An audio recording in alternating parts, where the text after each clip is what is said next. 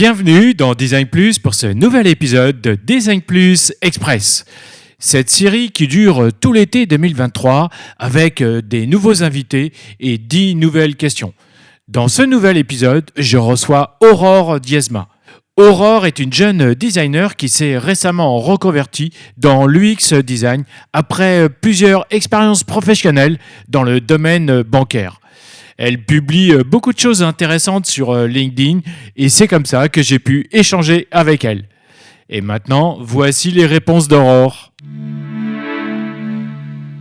Question numéro 1. Cite-moi 3 mots qui définissent ton métier. Alors, si je devais citer 3 mots qui définissent mon métier, au départ, spontanément, j'aurais dit en premier l'écoute. Mais ça va encore plus loin que ça. Je dirais plutôt la compréhension. Le premier mot qui va définir mon métier, c'est vraiment la compréhension. Parce que le design, ça nécessite de comprendre les attentes de l'entreprise avec laquelle on va travailler. De comprendre leurs objectifs en les écoutant correctement et en posant les bonnes questions. Et ça va être aussi de comprendre par ces enjeux, par ces objectifs, qu'est-ce qu'il va falloir mettre en place et qu'est-ce qui va être pertinent pour eux. Et après, il y a également pour moi la compréhension des besoins des utilisateurs, parce qu'il y a une grosse notion de porte-parole des utilisateurs, donc vraiment comprendre les besoins, poser les bonnes questions, les problématiques, les émotions des personnes. Donc, il y a une grosse phase de compréhension. Après, le deuxième mot, pour moi, ce serait la résolution. La résolution d'une problématique, de problèmes, à plus grande échelle, c'est vraiment réfléchir à des solutions, trouver pourquoi ça marche pas, qu'est-ce qui marche pas, quelle est la cause vraiment de ce dysfonctionnement de cette problématique, pour pouvoir justement la résoudre par le design, par la créativité, par une certaine logique aussi, par un questionnement et par des discussions avec l'entreprise. Donc il y a cette notion de compréhension. Et après, le dernier mot pour moi, c'est la conception.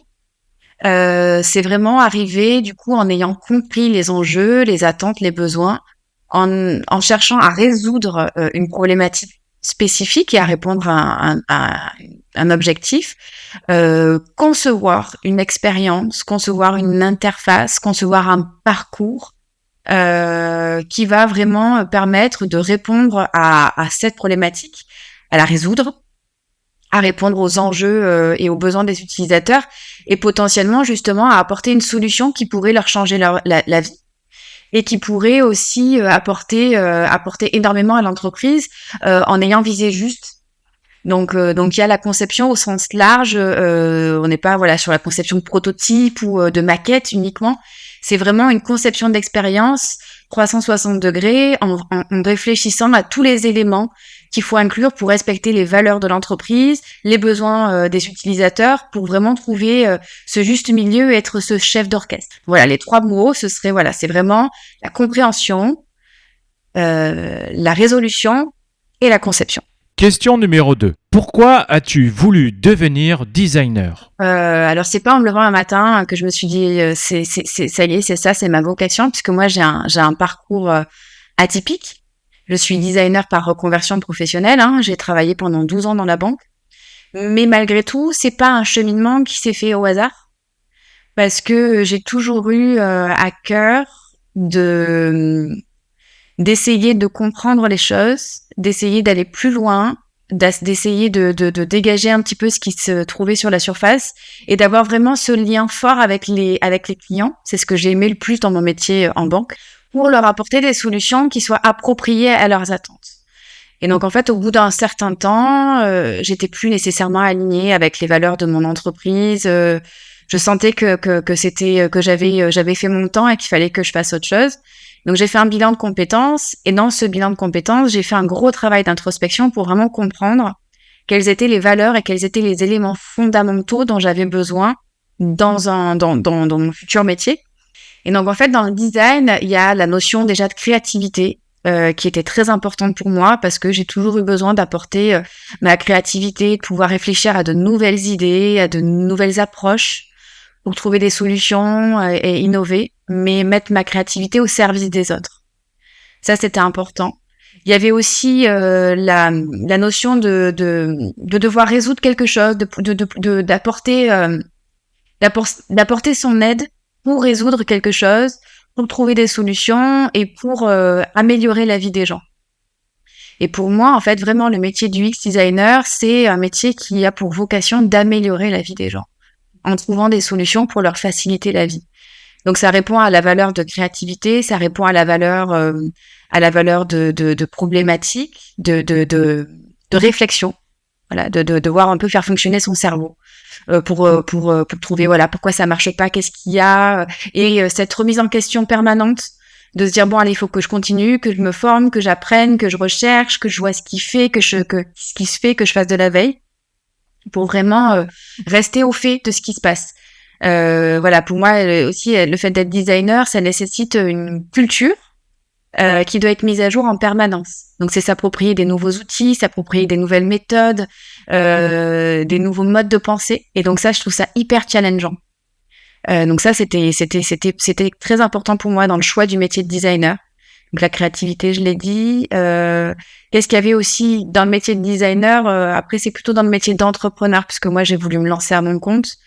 C'est vraiment le fait d'avoir cette autonomie et cette indépendance, de pouvoir travailler sur des projets qui ont du sens et qui me parlent, où il y a une forte corrélation avec les valeurs, ou que je puisse travailler avec des personnes ou des personnalités qui soient authentiques et qui me ressemblent. Et ça, dans le design, on a la capacité aussi potentiellement d'accompagner des personnes, des gens qui ont des projets très forts, et ça, je trouve ça absolument génial, quoi. De pouvoir créer ces synergies-là et d'aller rencontrer les gens, de voir comment ils font, d'observer leurs pratiques, leur manière de fonctionner, pour vraiment comprendre l'humain. Il y a aussi une grosse notion de compréhension de l'humain qui me passionne dans ce métier, sur la psychologie, sur le cerveau, et ça, je trouve ça absolument génial. Donc c'est vrai que c'est un métier qui est très complet, qui nécessite beaucoup de curiosité, et donc je pense que ça me correspond bien. Question numéro 3. Pourrais-tu décrire ton métier sur 24 heures et comment tu t'organises ? C'est peut-être un schéma un peu particulier, puisque aujourd'hui, comme je me suis lancée il y a peu, je suis en train de rechercher mes premières missions. Donc, au niveau du quotidien, la première chose que je fais généralement, c'est que comme je fais de la création de contenu sur LinkedIn, je publie un post et je vais interagir et commenter certaines publications pendant à peu près 1 heure, j'allais dire, mais généralement c'est un peu plus long, donc c'est plutôt 2 heures. Donc je passe à peu près 2 heures de ma journée sur LinkedIn, et après j'y suis quand même régulièrement dans la journée. Après, généralement je peux faire une formation, parce que j'ai encore des formations en cours sur Figma, sur le design émotionnel. Ça peut être, voilà, il y a plein de types de formations que j'ai en cours, ou ça peut être de la lecture avec des livres. Donc il y a une partie formation que je fais, parce que généralement dans la matinée, à peu près entre 10h et midi, c'est là que je suis le plus efficace pour écouter, pour apprendre et pour ingurgiter des nouvelles informations. Après, en général, j'oublie régulièrement de faire des posts, et je me rends compte que finalement j'étais sur ma formation, ou que je me suis lancée dans un nouveau prototype pour monter en compétences, et que j'ai pas vu l'heure, et après je vais grignoter sur le pouce, ce qui est pas bien. Sachant que je m'étais dit, quand j'allais me lancer à mon compte, que j'allais garder un rythme, un équilibre, et que malgré tout, j'allais faire des pauses régulièrement. Penses-tu? Pas du tout. Donc ça, c'est quelque chose qu'il faut que je travaille. Après, je fais aussi beaucoup de prospection. Donc ma prospection, je la travaille. J'y vais pas au doigt mouillé. Je fais des listings. Alors là, pour l'instant, moi, je suis sur la région d'Aix-Marseille. Donc, je cible plutôt les entreprises qui sont sur le bassin aixois, marseillais, pour aller les rencontrer et pour avoir ce contact humain. Parce que je me dis, pour des premières missions, ça peut être aussi plus intéressant. Et c'est moins difficile que de faire de la prospection par mail sans avoir les personnes au bout du fil ou sans les rencontrer. Donc, en fait, je cible sur les annuaires d'incubateurs, dans les pépinières, et j'appelle les entreprises qui m'intéressent pour me présenter et proposer des rendez-vous. Donc, il y a à peu près au moins 1 heure de préparation. Et il y a 1 heure et demie d'appel.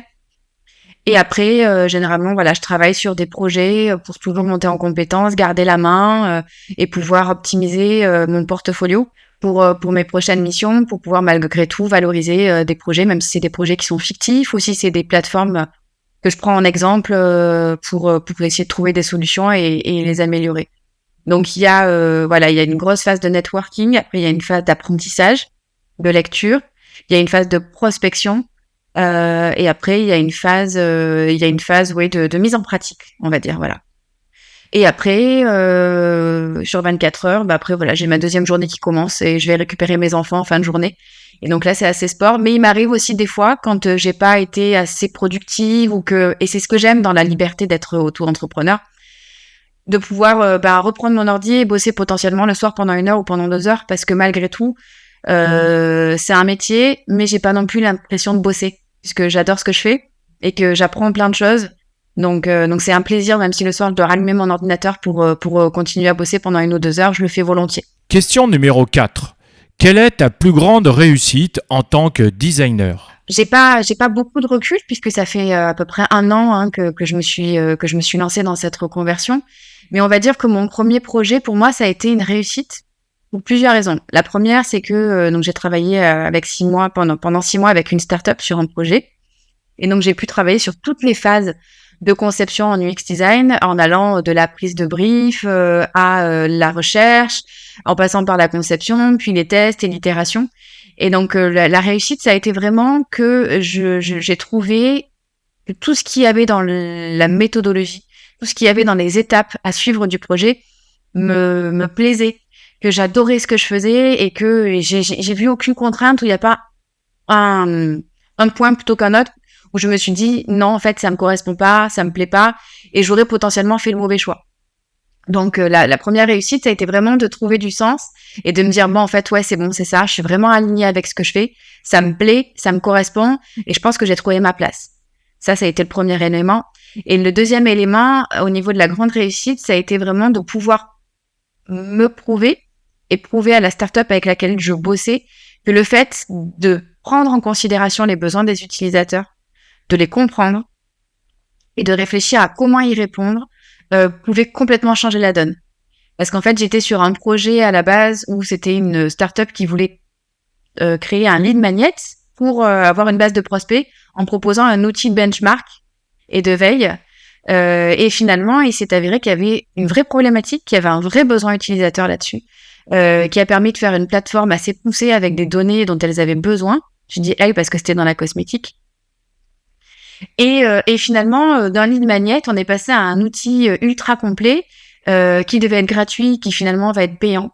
Donc, se rendre compte que être le porte-parole de l'utilisateur, c'est bien parce que ça permet vraiment d'apporter une dimension complètement différente. Et la grande réussite aussi, c'était qu'on a beaucoup travaillé sur l'identité avec la porte-parole, enfin la porteuse de projet, sur son identité et sur les valeurs qu'elle voulait véhiculer dans son outil. Et c'est des mots, des verbatims qui sont ressortis dans les tests. Donc, ça a été d'être capable justement de bien comprendre, cerner les besoins des utilisateurs et de bien comprendre l'identité, l'authenticité que la startup voulait véhiculer dans l'outil, qui soit vraiment ressenti très fortement par les utilisateurs.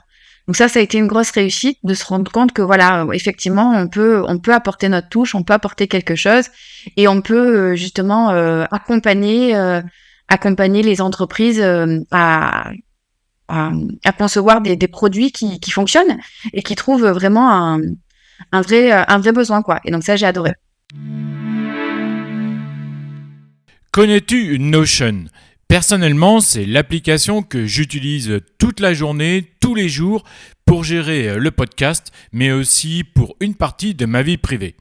C'est à la fois mon espace de travail personnel, mais aussi celui que je partage avec les futurs interviewés pour préparer chaque épisode. Donc Notion, tu peux l'utiliser pour tous tes projets professionnels et personnels, en mode solo ou avec ton équipe. Et depuis quelques mois, Notion a intégré une IA, une intelligence artificielle.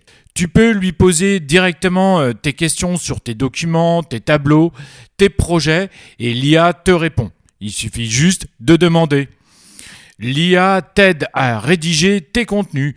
C'est terminé le syndrome de la page blanche. Laisse l'IA de Notion rédiger un premier jet pour toi. Bref, tu as un vrai rédacteur à tes côtés. Enfin, l'IA va parcourir tous tes documents en quelques minutes pour en extraire les points clés, faire des résumés et bien plus encore grâce au remplissage automatique. Donc, plus besoin d'écrire une énième note de mise à jour sur l'avancement de tes projets. Et si tu te poses des questions sur tes données, Notion a déjà tout prévu. Les données restent privées et sécurisées. Le programme est conforme au RGPD et CCPA. Donc c'est un super atout pour avancer plus vite et mieux. Pour en savoir plus et essayer l'IA de Notion gratuitement, clique sur le lien qui se trouve dans la description. Question numéro 5. Quels sont les freins les plus courants que tu rencontres et comment les combats-tu ? Là, on va parler plutôt sur la prospection, puisque moi, je contacte des entreprises. En fait, aujourd'hui, je pense qu'il y a un problème. Enfin, c'est pas un problème, il y a un manque de culture par rapport à l'UX design et ce que ça peut apporter aux entreprises. En fait, aujourd'hui, les entreprises n'ont pas complètement la conscience et n'ont pas compris à quel point l'UX design pouvait les aider et surtout à quel point c'était important d'intervenir hyper tôt dans les process. En fait, il y a pas mal d'entreprises qui disent ouais, mais non, pour l'instant, en fait, non, mais je vais lancer j'ai mon idée, je suis convaincue de mon idée, je vais la lancer et après, je vais voir en fonction des retours et on verra après, du coup, je vous appellerai pour faire l'interface. Sauf qu'ils n'ont pas compris, en fait, que la conception d'interface, pour que ce soit vraiment efficace, il faut aussi s'appuyer sur des insights et sur des besoins des consommateurs pour pouvoir proposer quelque chose qui réponde à un besoin qui existe, en fait. Donc, de partir dans une direction qui peut être lunaire en étant convaincu et amoureux de ses idées. Donc, il y a beaucoup de personnes aujourd'hui qui sont amoureux de leurs idées et qui sont convaincus qu'il n'y a pas nécessairement besoin de les confronter à la réalité parce qu'elles savent ou parce qu'elles ont lu ou parce qu'elles ont vu mais sans aller rencontrer des utilisateurs. Donc ça, c'est une première chose. Et le frein, c'est de faire intervenir les UX designers trop tard dans la conception où là, finalement, en termes de coût et en termes d'énergie, ça va être beaucoup plus compliqué de devoir retravailler sur une interface et de devoir refaire travailler les développeurs sur quelque chose qui a déjà été mis en place en arrivant et en balayant en disant en fait non, ça va pas du tout, quoi. Parce qu'aujourd'hui, au niveau des tests, on se rend compte que ça et ça fonctionne pas. Donc, il faut potentiellement retravailler et repartir de zéro alors qu'ils ont déjà investi beaucoup d'énergie et beaucoup de moyens, pas nécessairement aux bons endroits. Donc aujourd'hui, comment je les combats ? C'est vraiment en essayant de comprendre la source. Pourquoi c'est pas leur priorité ? Parce que généralement, quand c'est pas la priorité, c'est ils ont pas nécessairement compris pourquoi c'était important. Donc c'est un travail d'éducation, un travail d'évangélisation, un travail d'explication. Et puis après, montrer, par exemple, en faisant des audits avec des tests, en disant, aujourd'hui, votre plateforme, elle fonctionne pas, mais j'ai des utilisateurs qui m'ont fait tel et tel retour concrètement. Donc, en ayant des retours concrets qui sortent pas du chapeau, en montrant aujourd'hui ce qui fonctionne par rapport à de la veille, par rapport à de la recherche qu'on a fait documentaire, par exemple, on a plus de poids. Donc, et être présent aussi sur les réseaux sociaux potentiellement ou sur son site pour communiquer régulièrement, pour faire parler de soi et pour faire connaître l'UX design parce que il y a vraiment un gros souci de culture. Il y aura une maturité qui sera différente dans les années qui viennent, mais là aujourd'hui, il y a quand même peu d'entreprises aujourd'hui qui sont prêtes à investir parce qu'elles n'ont pas la notion de ce que ça peut apporter réellement et concrètement. Question numéro 6. Qu'est-ce que tu lis ou qu'est-ce que tu regardes pour apprendre et progresser ? Alors en fait, moi je suis la championne du monde pour acheter des livres que je ne lis pas et qui vont me servir de sous-tasse ou après des fois pour empiler, je les empile sur ma table basse ou sur le côté de mon canapé. Ouais, c'est vrai que sur le côté de mon canapé, j'en ai quand même 4-5 qui sont là depuis plusieurs mois, qui attendent désespérément que je les feuillette, les pauvres. Donc ça, c'est vrai que j'ai tendance à...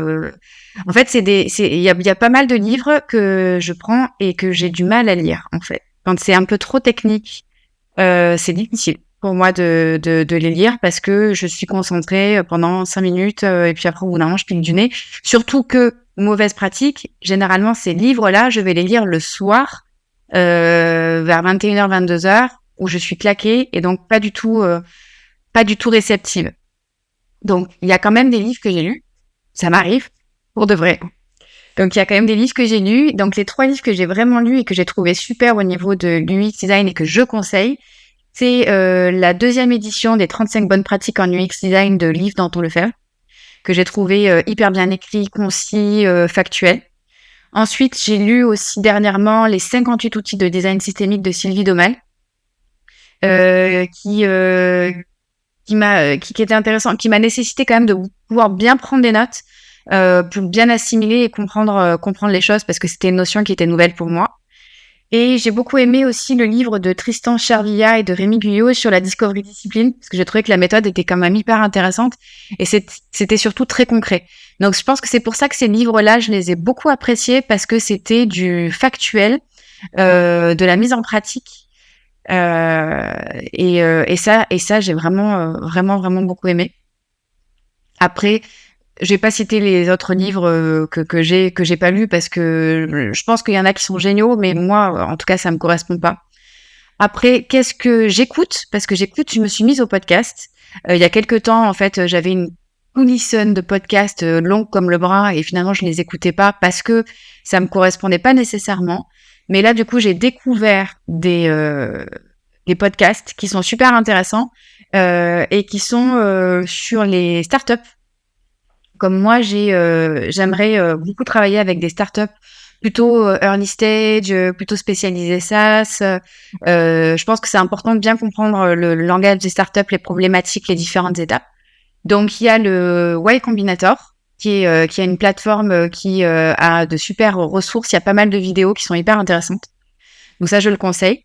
Ensuite, il y a le podcast 34 éléments aussi, qui est vraiment spécialisé sur les startups, dont Arnaud Gazet m'avait parlé, et qui est quand même hyper intéressant. Les épisodes sont courts, sont factuels, il va droit au but et ça prend pas 3 plombs pour écouter. Après, il y a j'ai découvert moi le podcast SaaS Club, qui est super intéressant aussi, mais que j'écoute depuis peu et moins régulièrement, parce que les épisodes sont un peu plus longs. Mais c'est hyper inspirant parce que ça donne des exemples concrets sur des SaaS qui ont plutôt bien performé. Donc ça, ouais, ça c'est les podcasts que j'écoute. Après, il y a tous les articles Medium ou sur Behance auxquels je me suis abonnée. Donc j'ai des notifications quand il y a des nouveaux articles, mais je prends pas nécessairement le temps de les lire, parce qu'au bout d'un moment, ça fait quand même beaucoup d'informations et que je ne prends pas le temps. C'est clair. Donc, c'est surtout aussi pas mal de contenu que je vais lire aussi sur les réseaux sociaux, ou quand je vois aussi des fois, voilà, des liens issus des réseaux sociaux qui vont parler d'un article, d'une vidéo, d'un webinaire, où là, je prends le temps, du coup, d'aller regarder, mais plutôt à des instants assez spécifiques. C'est pas, je vais pas dire, de toute façon, quand je parlais de ma journée, hein, je passe pas un quart d'heure tous les jours à lire des articles sur Medium ou sur Behance, parce que c'est pas la vérité. Donc c'est un petit peu voilà, comme ça, comme je le sens, un peu au feeling. Mais ouais, en tout cas, ces podcasts là sont quand même ultra bien faits, et je les conseille. Question numéro 7. Dans tes interventions, comment tu repères le bullshit du vrai? On va dire que là-dessus, la chance que j'ai, c'est que j'ai quand même travaillé pendant 12 ans dans la banque, et que du coup, les objections, le bullshit, j'en ai vu passer, mais à l'appel. Et donc, je sais aujourd'hui, quand les personnes disent non, mais c'est trop tôt, ou non, ça va pas, ou il y a qu'à faucon, il y a quelque chose derrière à creuser.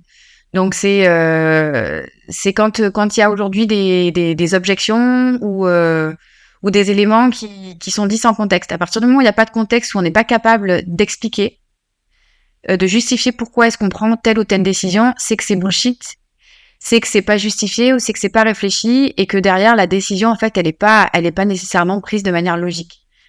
Donc c'est aller vraiment creuser pour comprendre la source, pour voir pourquoi est-ce qu'il fonctionne comme ça, et travailler sur l'éducation. Après aussi, au niveau du bullshit, c'est assez difficile, je trouve, en tant que junior, quand on arrive sur le marché. Donc après, la chance que j'ai, c'est ce que je vais le redire, hein, mais c'est que j'ai quand même 12 ans d'expérience professionnelle. C'est que on peut vite être happé par la notoriété ou la fausse notoriété que certains peuvent se donner sur les réseaux sociaux, notamment en s'inventant une vie ou en disant pour argent comptant des choses qui sont finalement pas nécessairement vraies ou qui sont pas adaptées au contexte de tous. Donc, c'est arriver à prendre ce recul et à voir si ce qui est dit est adapté à ma situation. Est-ce que c'est vrai? Est-ce que je vois juste une seule partie de l'iceberg? Pour voir si si c'est du concret ou si c'est juste du m'as-tu vu ou une réalité une vie qu'on essaye de s'inventer.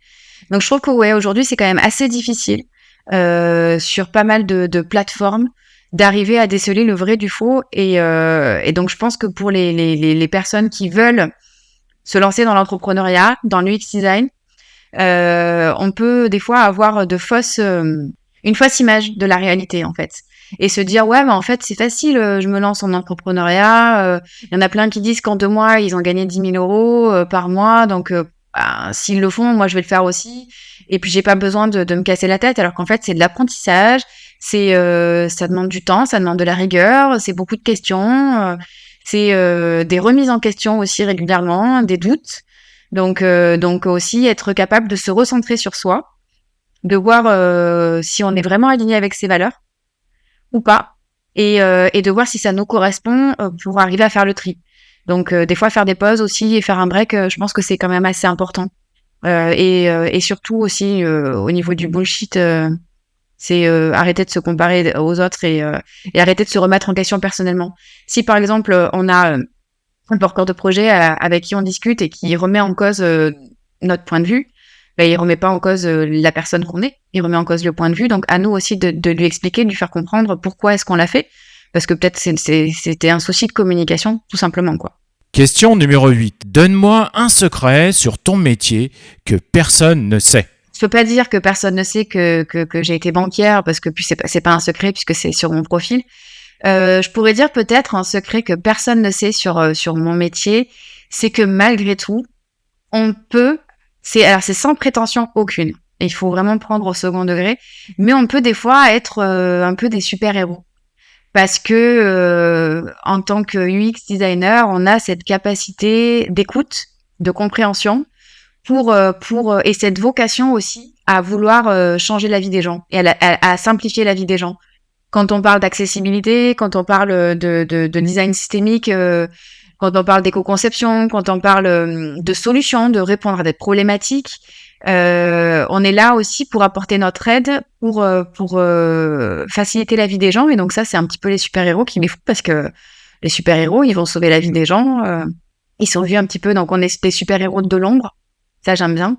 Mais j'aime bien ouais cette notion de se dire ouais on est un petit peu la petite touche secrète avec notre connaissance et notre expertise qui va permettre de faire quelque chose qui peut potentiellement être assez dingue pour les utilisateurs et qui peut avoir une portée hyper intéressante pour les entreprises. Question numéro 9. Penses-tu que les IA, les intelligences artificielles, pourraient révolutionner nos métiers et ou modifier certaines de nos pratiques? Moi, je suis convaincue effectivement que ça va révolutionner notre métier, que ça va modifier certaines de nos pratiques, mais pas dans le mauvais sens du terme. Je me sens pas menacée par l'intelligence artificielle, au contraire.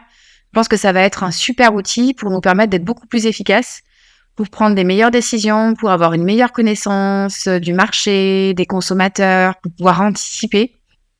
Donc, pour moi, l'intelligence artificielle, ça va être un gain de temps qui va être énorme parce que on va pouvoir potentiellement déléguer des tâches à l'intelligence artificielle qui aujourd'hui sont ultra chronophages et qui sont pas nécessairement les plus intéressantes. Pour après nous se focaliser sur des tâches qui demandent plus de réflexion et du coup être plus efficient et plus efficace. Il y a aussi pour moi une nécessité aujourd'hui à l'instant T, c'est de pas se dire ouais l'intelligence artificielle potentiellement ouais ça va arriver, je vais m'en occuper, il faudra que je regarde. Non, il faut regarder maintenant en fait, il faut s'imprégner des outils maintenant et apprendre à collaborer avec l'intelligence artificielle, parce que c'est vraiment de la collaboration pour en faire une valeur ajoutée. Pour pas être décroché et déconnecté du marché parce que ça va très vite, ça évolue très vite Et c'est ça aussi qui est génial, c'est se dire que du coup, il faut être au fait, il faut apprendre à maîtriser les outils pour en faire une force. Sinon, on va arriver comme la dernière roue du carrosse, quoi.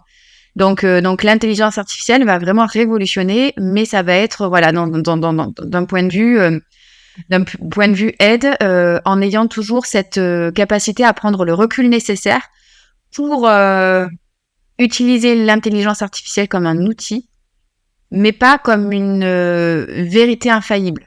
Être capable justement de critiquer, d'analyser et de voir si c'est pertinent et de remettre en question nécessairement aussi des fois les choses qui peuvent ressortir de l'intelligence artificielle.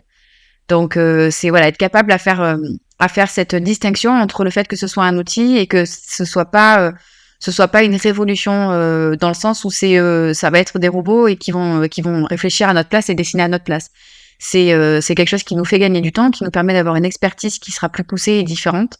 Mais il faut quand même être capable de prendre le recul nécessaire pour savoir comment l'utiliser à bon escient. Question numéro 10. Pour toi aujourd'hui, en tant que designer, quel est ton plus grand défi ? Le premier, ça va être de trouver mes premières missions parce que forcément, je me suis lancée à mon compte et il faut quand même que j'arrive à en vivre et que je puisse accompagner mes premiers clients. Mais je suis assez optimiste parce que je prends le temps, que je suis alignée avec mes valeurs, que je sais dans quelle direction je vais et quels sont les objectifs que je vais atteindre. Et je sais que c'est OK si ça marche pas tout de suite et si j'atteins pas le SMIC des 10K dans les 15 jours. Je suis en phase avec ça. Et le plus grand défi en tant que designer, c'est vraiment là, à l'instant T, d'arriver à faire comprendre la valeur ajoutée que ça peut apporter aux entreprises et le gain de temps, d'énergie et d'argent que ça peut leur apporter.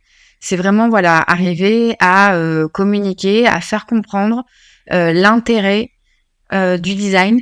Aujourd'hui, le fait que c'est une collaboration, qu'on est vraiment un partenaire et qu'on n'est pas quelqu'un qui va arriver et qui va révolutionner les choses. On est porte-parole des utilisateurs, mais on est aussi là pour comprendre les enjeux et les contraintes des entreprises avec lesquelles on va bosser. Donc ça, c'est un gros défi. Et je pense aussi qu'il y a dans le design la notion à intégrer de 360 degrés, à arriver à faire comprendre que le design ne se cantonne pas qu'à une interface, mais qu'il y a tout ce qui se passe avant, tout ce qui se passe pendant et tout ce qui se passe après, qui est aussi hyper important. Et c'est pour ça qu'il faut arriver à mettre en place une stratégie globale dans l'entreprise, en intégrant tout le monde, même les employés, dans le processus de conception pour que ils se sentent intégrés et qu'ils soient impliqués pour jouer le jeu. C'est vraiment arriver à faire en sorte qu'il y ait une synergie, qui est un esprit de collaboration vers un objectif commun pour que ce soit vraiment efficace. Parce que si on conçoit une interface qui est extraordinaire en termes d'ergonomie, que les fonctionnalités sont top, mais que après si le client a besoin potentiellement d'appeler le SAV et que ça suit pas, ou que on est sur une plateforme et qu'il y a aussi un magasin qui propose les mêmes produits, par exemple, quand on y va, on n'est pas accueilli correctement, bah ça peut aussi fortement avoir une incidence très défavorable, on va dire, sur la marque de l'entreprise et la perception de l'entreprise. Donc on va dire que je sais pas s'il fallait que mon plus grand défi, il y en a plusieurs. Voilà, mon plus grand défi, c'est aujourd'hui trouver mes clients, forcément. Hein. Mais c'est le faire comprendre l'intérêt et surtout faire comprendre que c'est quelque chose qui doit être fait en collaboration avec tout le monde et avoir une vision 360 degrés pour que ce soit vraiment très efficace. Merci d'avoir écouté cet épisode de Design Plus Express 2023. Si cet épisode vous a plu, alors partagez-le autour de vous sur LinkedIn, Instagram, Twitter, Facebook et ailleurs. Je vous invite aussi à noter maintenant le podcast sur votre plateforme d'écoute et d'écrire un commentaire sympa pour le faire grimper sur votre plateforme. Enfin, pour ne pas rater les prochains épisodes, pensez à vous abonner sur votre plateforme d'écoute. Et je vous donne rendez-vous vendredi prochain pour écouter un nouvel épisode. À bientôt sur Design Plus. Salut!